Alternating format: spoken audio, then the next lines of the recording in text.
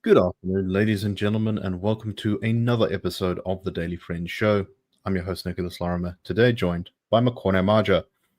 Before we get into the news of today, just a brief heads up for those of you who are around tomorrow at 10 a.m. We're going to be hosting a webinar on the Institute of Race Relations YouTube channel, which you should check out if you enjoy stuff from the Daily Friend, where we're going to be launching our Value for Money bill. So please do go check that out, 10 o'clock tomorrow, and the video will be there up. If you missed the live stream, the video will continue to be up afterwards. So please do go check that out. In the meantime, let us get into the news of today. The first one we're going to talk about is actually a story I flagged yesterday, but there was so much to talk about yesterday. We're only getting to it now. And this is that South Africa is the third country in the world to approve a twice-a-year HIV medicine, which some hope might be the key towards properly ending HIV as a major pandemic. South Africa is the first African country for our medicines regulator and the third worldwide to register the twice-a-year anti-HIV injection.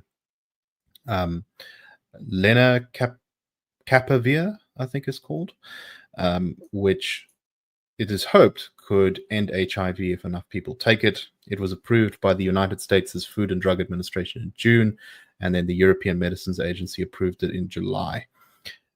So it's now just passed through our regulator.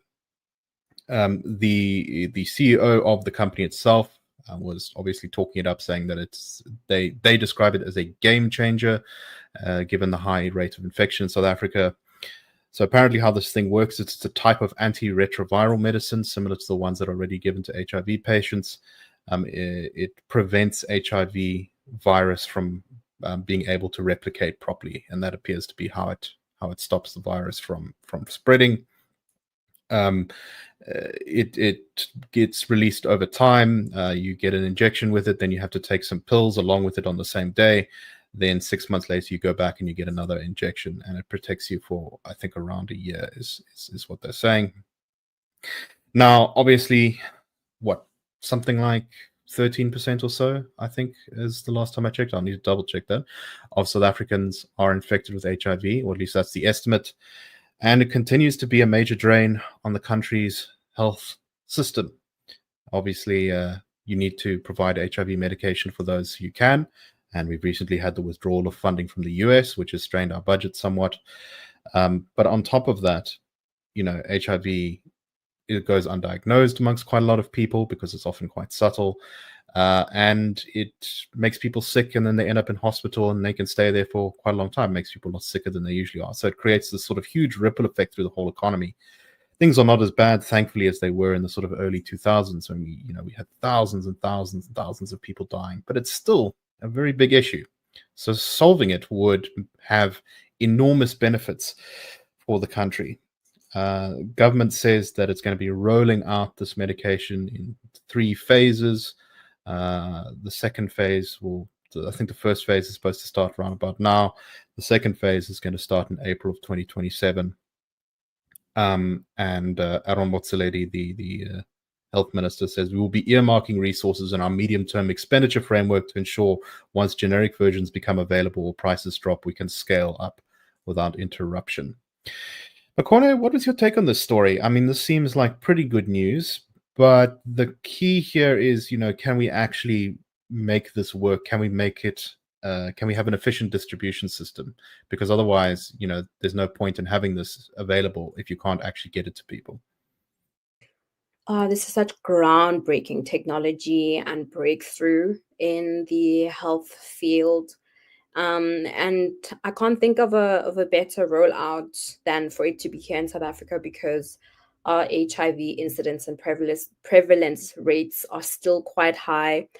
And you rightly point out that they've been coming down since the early 2000s, but it's still such a prevalent issue in South Africa. And inventing any medication that will, further help circumvent HIV is a welcome improvement particularly for, the future of South Africa. But I am concerned about all the caveats, that go into the efficacy of this. It still needs so much work. And one of the things that it needs is funding, right? Which, when I lament things like the NHI, which is the government collecting money into this one pool of resources that it then exercises arbitrary power over its distribution. I wish government would focus more on efforts like this.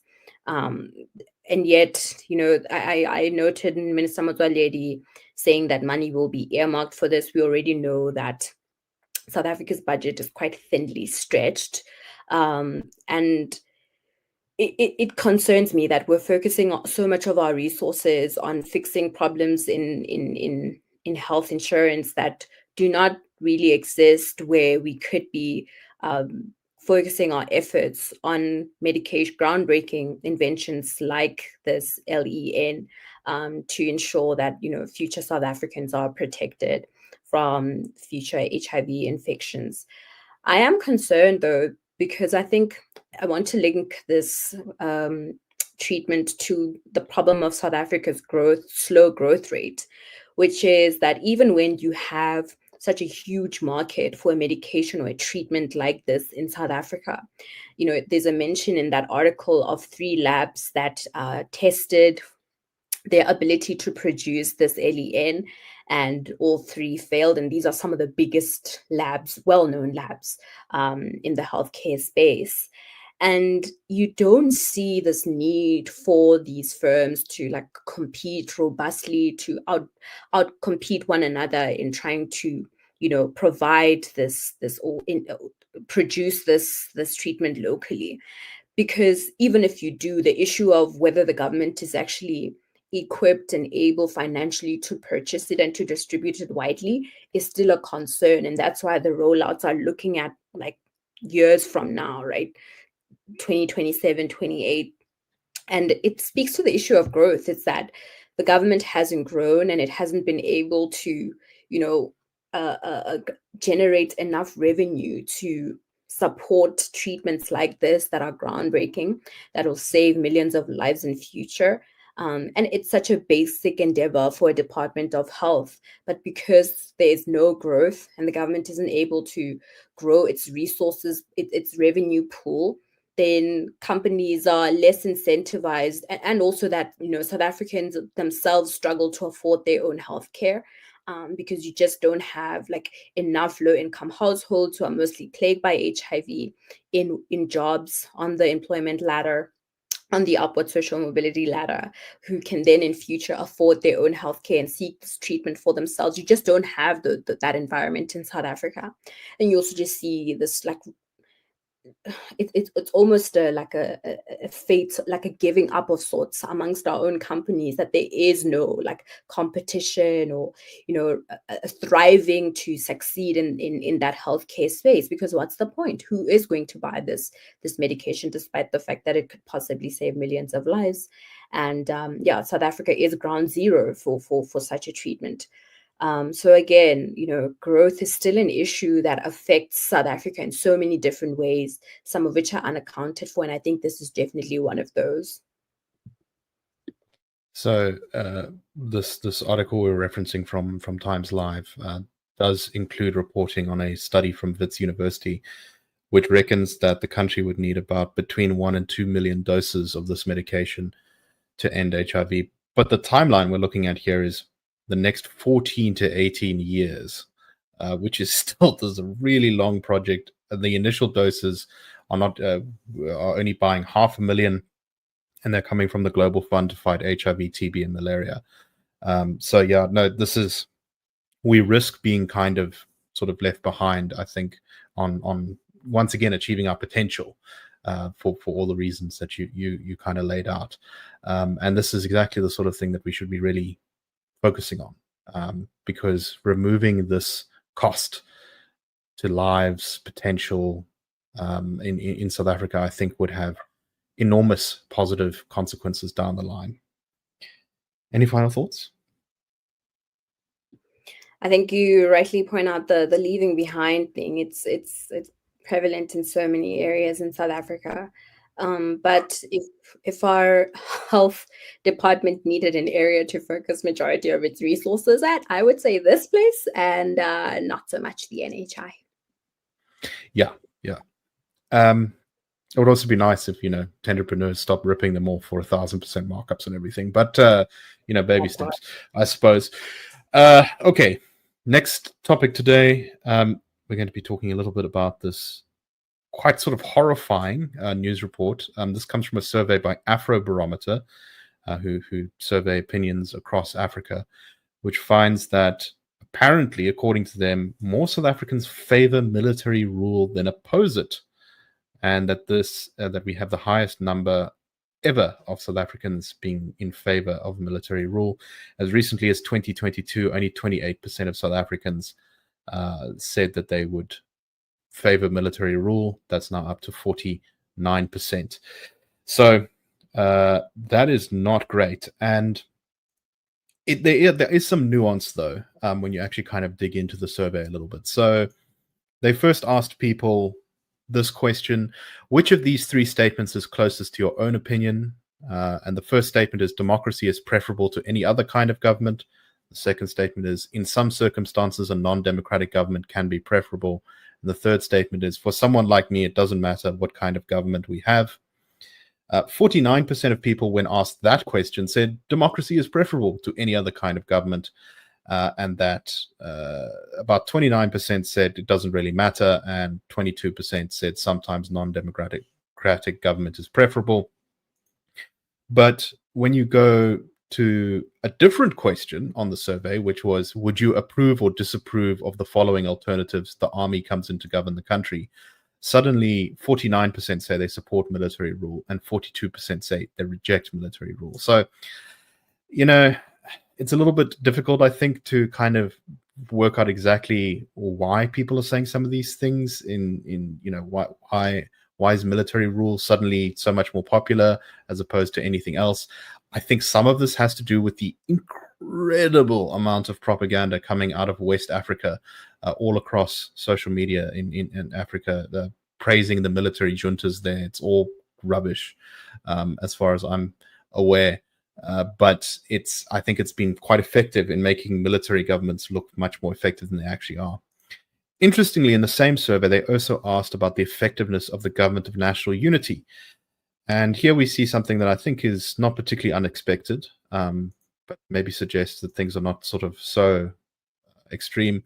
40% of people approved of the government of national unity and 38% disapproved, with the rest either not having an opinion or being kind of neutral on the government of national unity.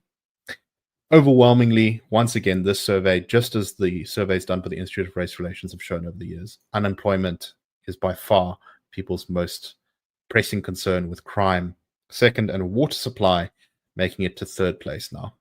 So, Makone, what do you make of all this? How seriously should we take this? I think it's not great to have a big jump like this, but do you think people are actually clamoring right now for the SANDF to take over government? It's very hard to tell, particularly because we've always had a strained relationship, almost non-existent, with the SANDF as a people. Unlike Americans, Americans are familiar with all the different components of their, departments of their army, and there's always this talk about whether they should be more funding or less. And in South Africa, we don't really have much dialogue about the SANDF until there's a fumble, and then that conversation just spurs up in the media. And I'm not sure where people get whether people associate the SANDF with competent governance. They're not exactly known for strong military victories that I would say, we've seen these images and they inspire confidence that if they came into rule, they'd be better than the ANC. You know what I mean? Do you think it's maybe just a sort of kind of general feeling of having some strong leader would be, like a strong man would solve our problem, something like that? Yes. I think you've hit the nail on the head there, Nick. I think it's a frustration with how democracy and widespread freedom has produced a lot of like nefarious elements, like look no further than um, construction mafias, for example, right? It's this failure by the police to be consolidated, for our law enforcement agencies to be consolidated and to work efficiently and effectively, that people are now turning to sort of a level above the police, something above the police that would come in and be able to reel in all those corrupt, tentacles in our government. And I think that's where that idea of a military force coming into government to clean it up emerges from.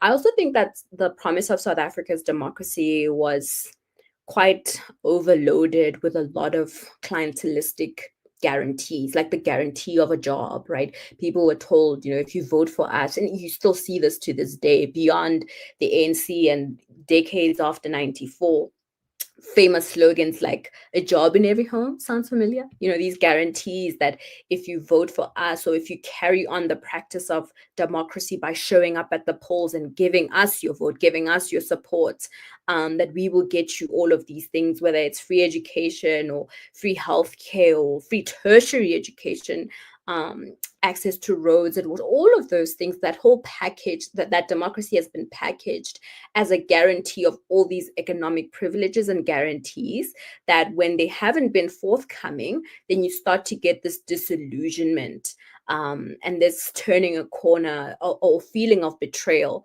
by democracy. And I think the subsequent graph that you see in that article is where you mentioned it already, that we do that survey in the institute where we ask people to rank South Africa's problems from greatest to least. And on that list, you have, unemployment at the top of the list, and then you have crime, and you have infrastructure issues, lack of water, lack of access to water. And again, I think you see that correlation, or that relationship between what people expected democracy to be, which is that it would enable them to further their lives economically, and that just hasn't happened. And I would lay the blame at the government's feet. I think both in the nature of the commitments that were made to people about what political freedom would help them achieve, right? But also because I think without providing some of those services, whether it's like a strong crackdown on crime, or basics like road infrastructure, rail infrastructure, or even water infrastructure, access to piped water, without providing people with access to those things, then people are not able to actually acquire economic freedom for themselves, right? And so there is that relationship between like what people expected of the government and it not being achieved, and some of those things going a step further than what one should really expect of a government, like free tertiary education, but also what people are justifiably expecting from a government, that we pay taxes to, that we should get value for money through, quality education, basic education. I mean, quality basic education. That way we can get jobs on our own, or even just access to water, or electrification, or transport, road infrastructure. Those are really the key pieces of development that are required for low income households, along with things like education, for low income households to move into the middle class bracket and further. But the government hasn't been able to provide those basic services. And so that has really, I think, affected how people have perceived, and I think rightly, particularly of the latter issues that I've identified, rightly affected how people have lost hope in democracy. But I want to mention one thing. I looked at the Edelman Trust Barometer, and I saw that there's a question there where they ask about whether, the election strengthened or deterred one's trust in the government. And South Africa is one of two countries alongside Argentina where you see the trust in elections increase between 2024 and 2025. So people have seen the power of their vote to change government formulations, right? And I think the conversation about the strength of the GNU needs to prevail beyond just the institutional discussions around, now the fact that now there really is a level of accountability that wasn't there before among the three branches of government to water in one's home. piped road, like a piped water in one's home, or paved roads and quality education. And so I think it needs to reach further down in beyond the middle class, into those lower middle classes, into the lower classes in our society. And the GNU needs to focus on those elements of our country in order to regain that, momentous energy that it had shortly after the elections. So there's one thing I should have mentioned in my introduction, which I forgot to, and I think that's also Mkonazi's dramatic press conference, which you say, well, he's in the police, yes, but firstly, he's got a title of Lieutenant General, and secondly, that press conference was done in like camo military-looking fatigues. So I think that also may have been something that sort of incepted it into people's minds, the idea that actually, yeah, maybe having a strong man who wears a military uniform goes around is a good idea. And you'll probably even find it's not just now. While the survey did find that this view was more prevalent amongst people, sort of, I think it was kind of in their 30s to 40s, who lived in rural areas and were poorer. They tended to be some of the most in favor of military rule. You did find that you would probably still find some like members of big business and such who would also almost kind of be amenable to the idea. But I think it's worth just, I know this might seem obvious, but just putting the brakes and saying, okay, but like, there's no such thing as a benevolent dictator. The reason that dictatorships don't work is that there is no mechanism within them to correct course.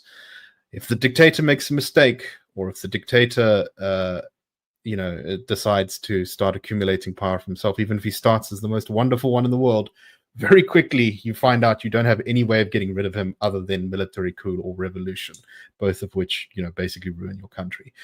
So, yeah, I think it's always worth reminding people that, it's not a solution. Democracy is, when it works properly, it is the best way to be able to fire a government. You don't have to go toy. You don't have to shoot anyone. You can just mark a piece of paper.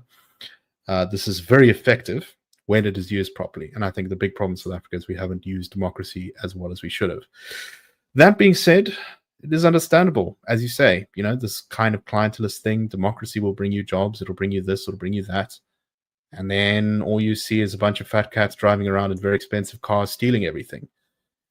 Kind of makes one a bit cynical. And that's not great for the health of the country's democratic institutions. And it is something, I think, that this is why it's actually quite urgent that South Africa does enter a path of economic reform. It's not just that we're going to continue suffering if we don't turn things around. It's that the things that allow us to eventually reach to being a country that is successful and prosperous, things like our democratic institutions, things like the rule of law, which does still sort of exist in South Africa, despite the enormous amounts of assault on it. If you lose those completely, good luck. You're going to be dragging yourself out through and there are a couple of countries who escaped those circumstances relatively pain-free, but it's a very short list. So I think it's yet another warning sign that we need to get our stuff together. Any final thoughts, Makone? From your lips to the GNU's ears. Indeed.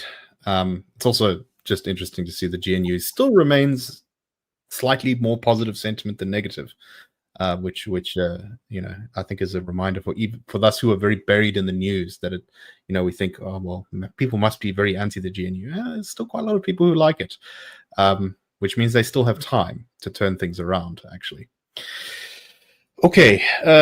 Last one. This is, we're going quite long here, so I don't think we're going to get into too much detail on this one, but it is something that needs to be mentioned. There was a fact check in News 24 where they talked a bit about the claim by Professor Willem Gumede that only 100 people had benefited from big BEE deals. And they first started off by asking Professor Gumede, are you actually did you really mean that only 100 people are backed up by have benefit from BEE? what he kind of nuanced it a bit. He said, well, no, actually it's a little bit more complicated than that. What I was trying to say is that there's sort of, like 100 key players in the BE thing, and that there's some strong anecdotal evidence as to some of this stuff, and that the overall point is that the majority of South Africans have not benefited. They then go through a bunch of different figures which aren't all comparable to each other about how many people might have benefited from direct BEE deals.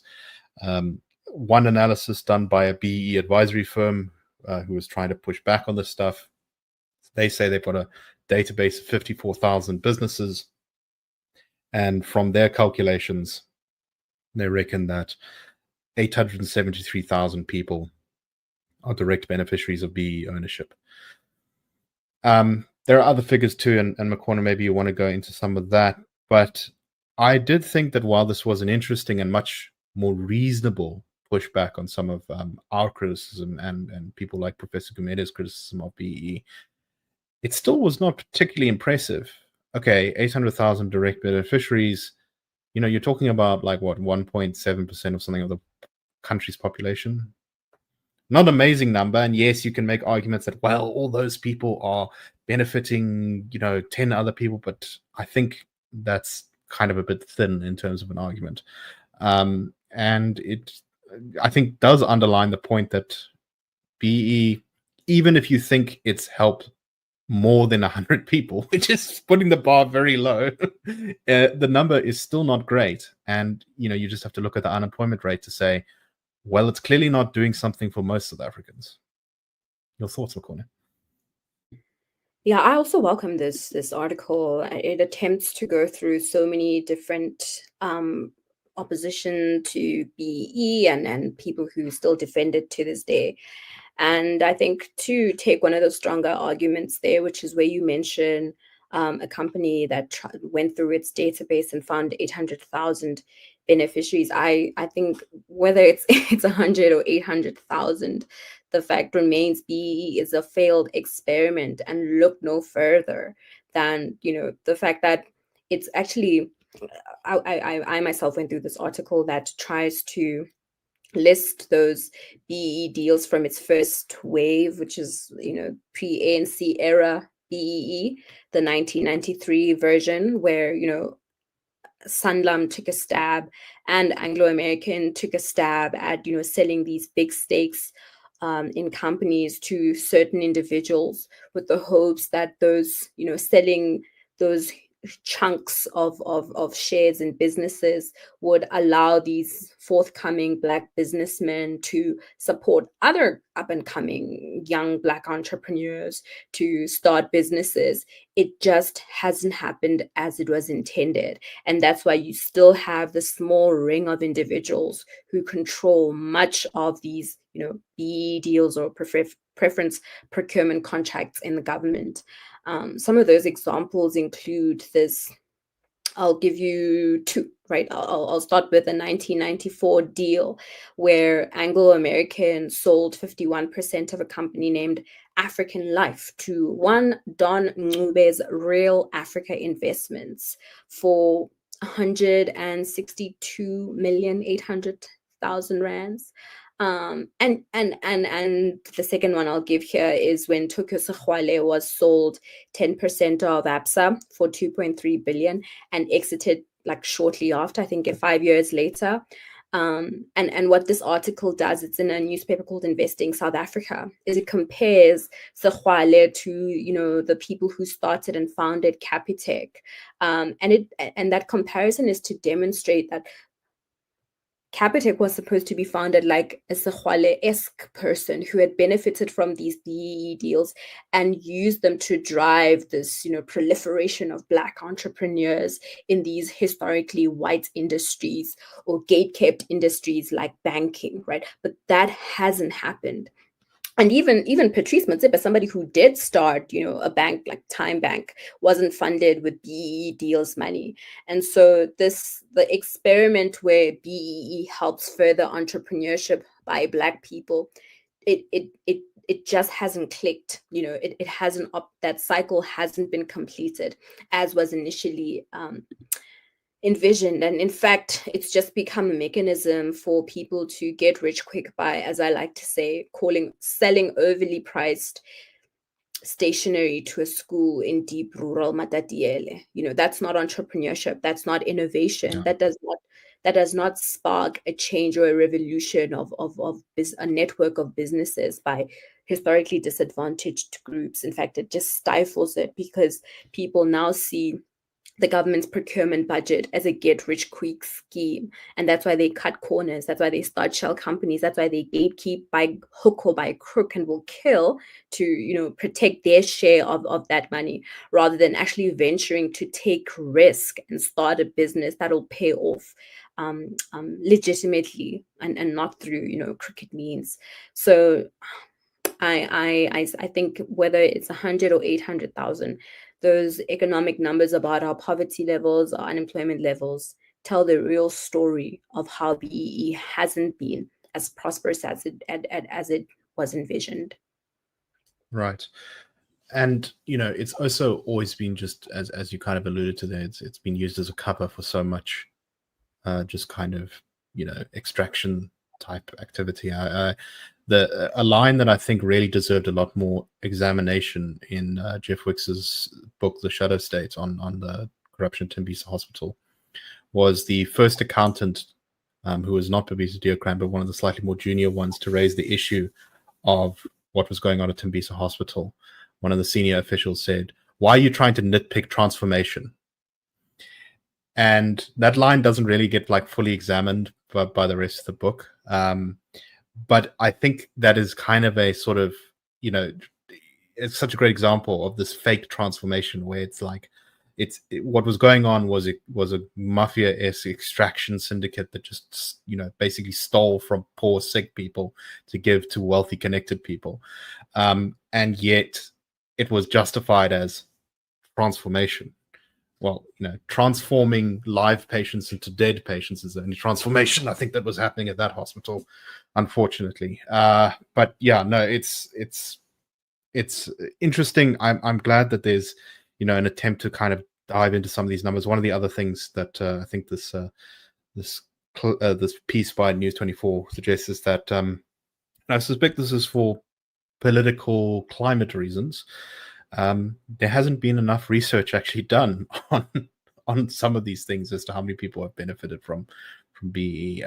There's kind of activist groups like us have done what we can, but universities have been suspiciously silent on some of these things. There hasn't been enough interrogation of these issues, and I think there needs to be more. But I still think it's very clear that our arguments stand up to scrutiny on these points. All right. Thank you very much. That's all the time we have for today. We hope you found the show interesting. We'll see you tomorrow. Cheers, everyone.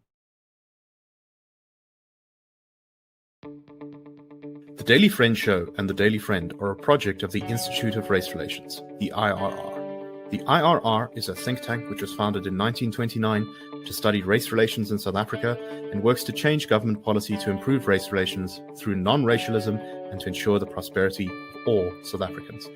If you like our work and would like to support us, please go to irr.org.za and click Support the IRR. Or you can go to thedailyfriend.co.za and click the Fund Us button.